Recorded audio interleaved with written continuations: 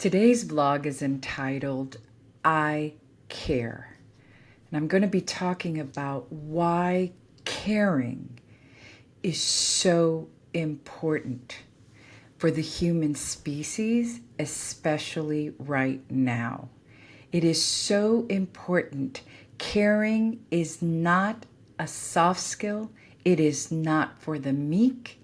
It is not for the weak. Caring is one of the strongest characteristics of being a human and a mammal, because we see this in the mammalian species.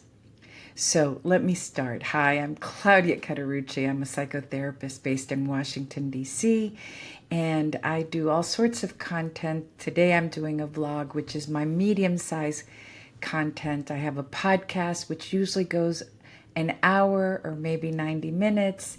And I also have my Cloudisms, where I provide words and phrases and sometimes tools to help emotionally regulate, mentally reframe situations, and spiritually connect with the now moment.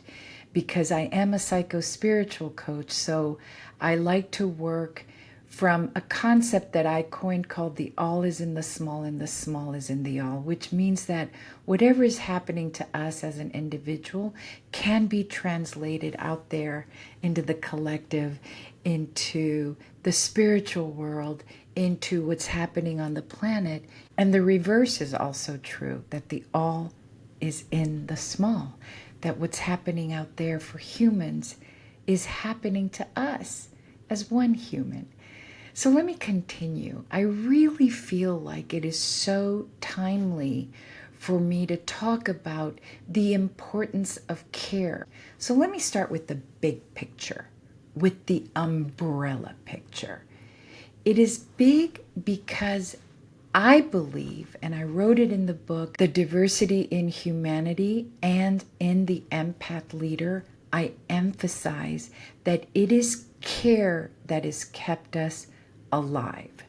For some folks, the belief is that it's been the survival of the fittest.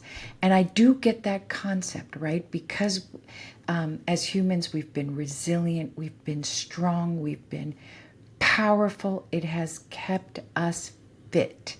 And I think that there's a parallel process. That's true.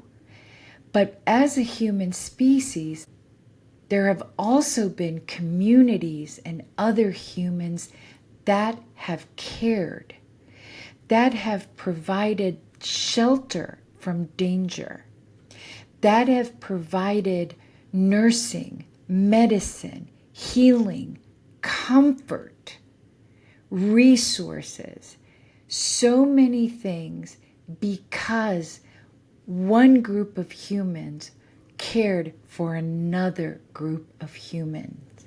Okay? Care is what makes people come together during war, because they care.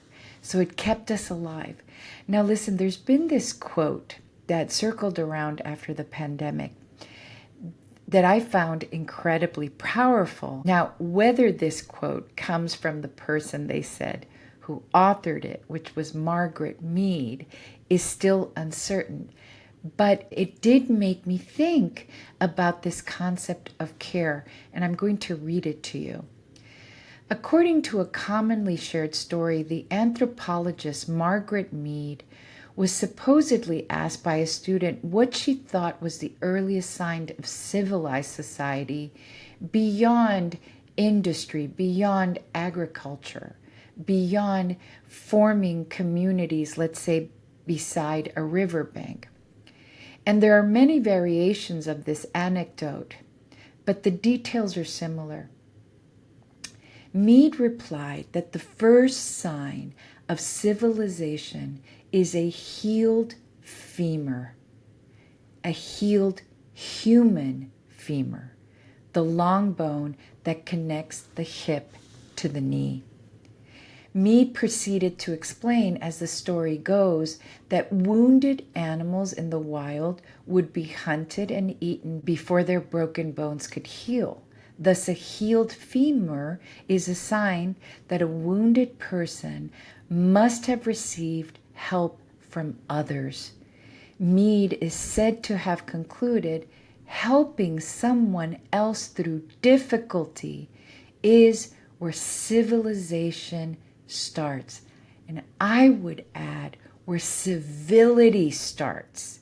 So whether this is Margaret Mead's quote or not, it actually sparks in me this idea of being a civilian, of being civil, of having common human decency, and it includes helping one another. It is a beautiful feel-good story, one that puts kindness, altruism, and collaboration at the very heart of being human. So let's continue, because it makes sense and it's logical that in a time, and there's been endless times of turbulence, of tragedies, of planetary disasters, where other humans, without knowing each other, to each other's aid. This includes the Underground Railroad. It includes the New Orleans flood. When the government wasn't coming to aid, people were coming to aid. The latest floods in North Carolina, the fires in LA, the examples are endless. Certainly the people who on the down low helped the Jews during the Nazi regime.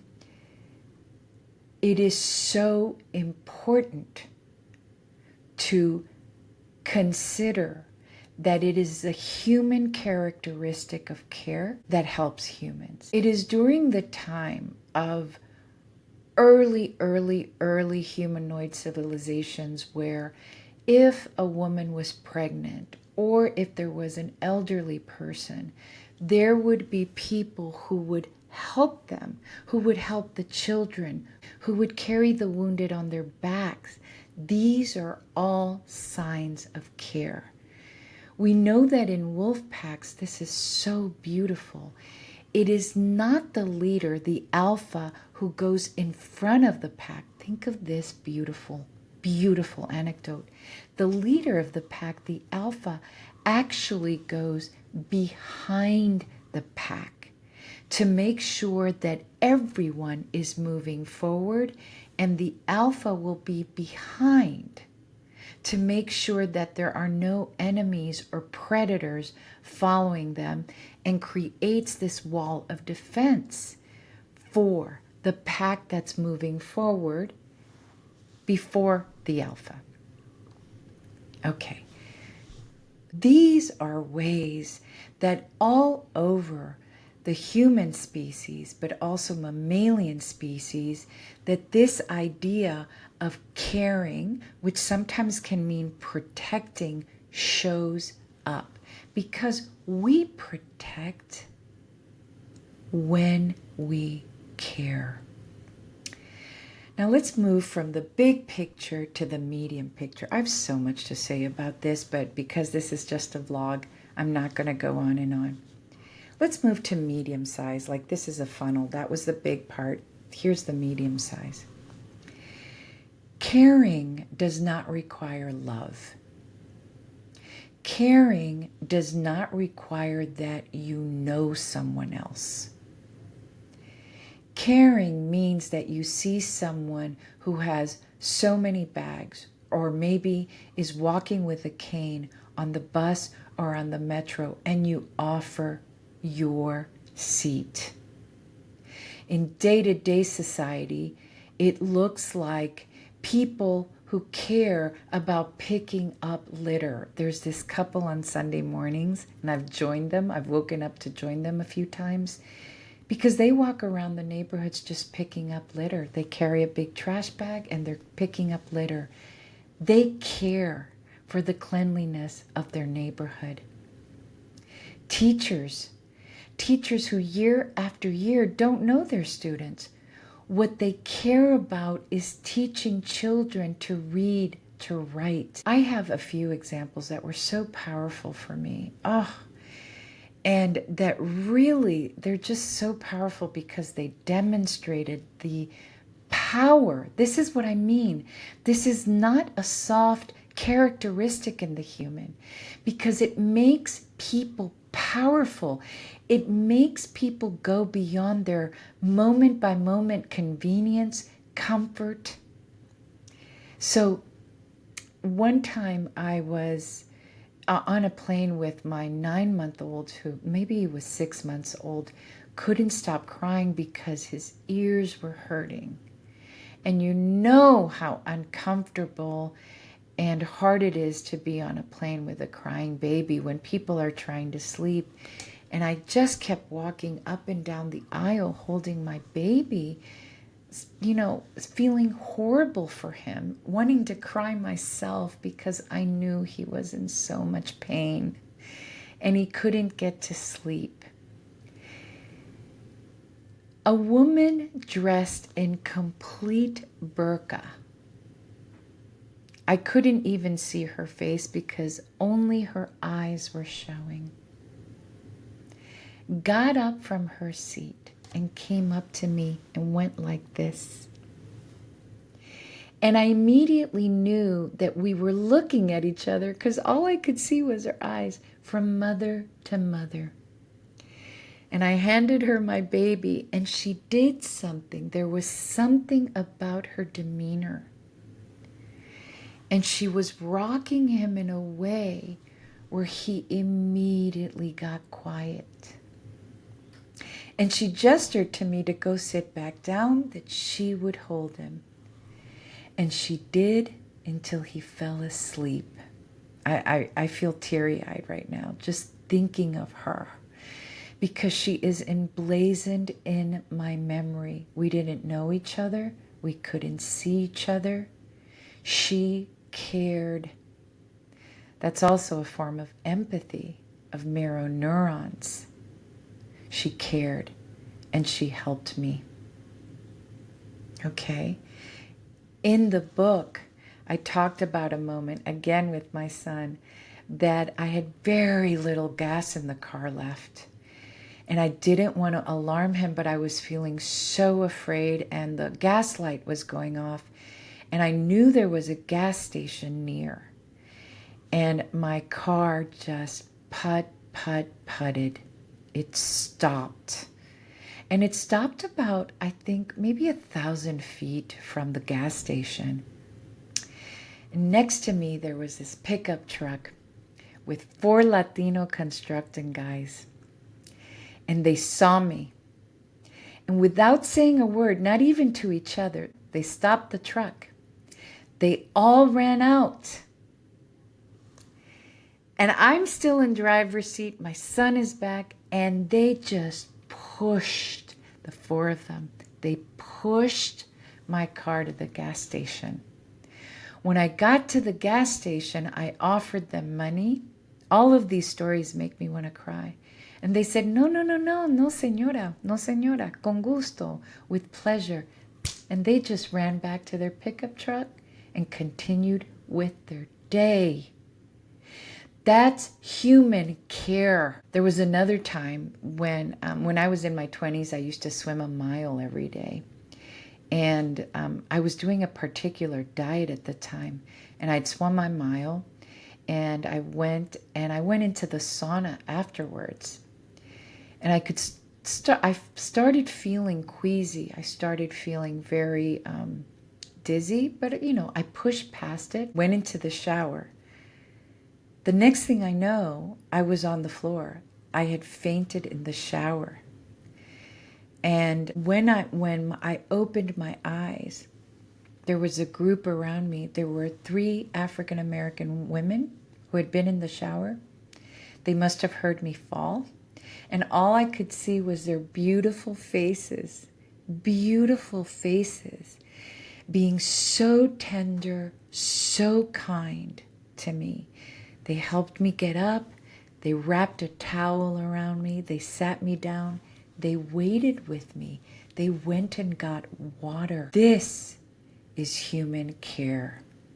In those 3 examples, I didn't know them. I didn't know them. And it didn't matter. They cared about me as a fellow human. So let's move into the individual part of this vlog. The individual part of this vlog is what I see in my sessions quite a bit. I see it in young people a lot, where, especially in the dating scene, a lot of them are acting like they don't care. They say things like, all right, he didn't call back, whatever. All these shrugging the shoulders, I don't care. Men who are acting like they don't care, that people aren't caring about committing, about making promises to each other. They're not caring.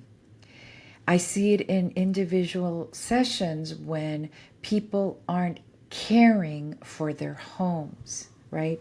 And in the worst occasions, there's hoarding. And for me, the way that I see hoarding, I see it immediately as very, very acute and intense and extremely unprocessed abandonment fear, which means that you've got to surround yourself with material things in order to soothe separation anxiety or abandonment fear. And I could talk about that more. Put it in the comments if you'd like me to. But if you're not caring for your home, it is a metaphor of how you're not caring for yourself. In day-to-day society, what that looks like is that we are littering, that we are polluting, that we are not caring for what's happening with our neighbors, to our buildings, to our streets. Signs of depression, for example, one of the clinical symptoms is when people start caring for their hygiene. They stop caring to be on time. They stop caring to go to work. So care is a symbol of deeper things going on in the human, because the opposite is also true. When we care for our financial situations, when we care for our children, when we wash their faces and comb their hair, that's another symptom sometimes of childhood neglect, is when children have not been taught hygiene, or they come to school and their hair is constantly in disarray or dirty, or their clothing is dirty, or their teeth is dirty. These are all signs of non-care, which flags for adults or for psychologists or for teachers that something is wrong. The non-caring of children or of the self or of the home are all signs that something is moving into decay. Grooming is really important. So people are saying things like, I don't care whether they text or not. I don't care whether they treat me well or not. And I am saying in this vlog, care about it. Care about it. Care about yourself. When we care about how our home looks, how we feel on the inside, our self-value, our self-worth begins to go up. When we care about other humans, their value, their worth begins to go up. It is no surprise that when other humans, when groups, communities, ethnicities feel uncared for, disrespected, devalued, all synonyms to care, they rebel. They diminish. They sacrifice. They sacrifice themselves. And if you're an empath, this is what we do. We sacrifice ourselves. We sacrifice our communities when we stop caring. Caring doesn't mean we have to be in love, but we have to care to treat ourselves and others with respect. When we say, I care, we are making a deposit into ourselves. We are not making withdrawals. Young people, this applies to the dating scene. I tell my young folks, listen, start caring about how you show up and how you treat people. It doesn't matter how they treat you. Because we need to clean up that whole dating scene and put care back into it. If people are ghosting, use the antidote. Don't ghost. Just say, hey, I noticed you ghost me. I'm sad that you did, or it's really disappointing to me, but I'm not going to ghost you. Say, listen, I don't think we're a match, so I'm just going to stop texting you from now on, but I hope things go well for you. Care. Have respect for humans. You don't have to love them. You don't have to know them. These were all my examples. It is caring that has kept our species alive. Other mammals alive. It is because we care for animals. Care about it. Care about your hygiene. Care about your grooming. Care about your self-empowerment. Care about your self-healing. Heal yourself means you're caring for the planet. You are caring for others. And I'm going to close this out right now because I'll just keep going on, but I think you get my message. Care about the cleanliness of your neighborhood, about the cleanliness of your rivers. And my loves, my soul tribe, my soul people, care will be the antidote, the power play, the chess move of these times, of 2025 on. It was what worked during the pandemic. We cared during the fires, during the floods, during slavery. It's what worked. This is the antidote. Millions and millions and millions of people who care about what's happening and who care for other humans. I care, which is why I'm doing these vlogs, this podcast about heaven on earth, my cloudisms, because the healing of you is the healing of me, of my people, of our human species. So powerful. I'll see you in the next cloudism, the next Heaven on Earth podcast, or the next vlog. Thank you.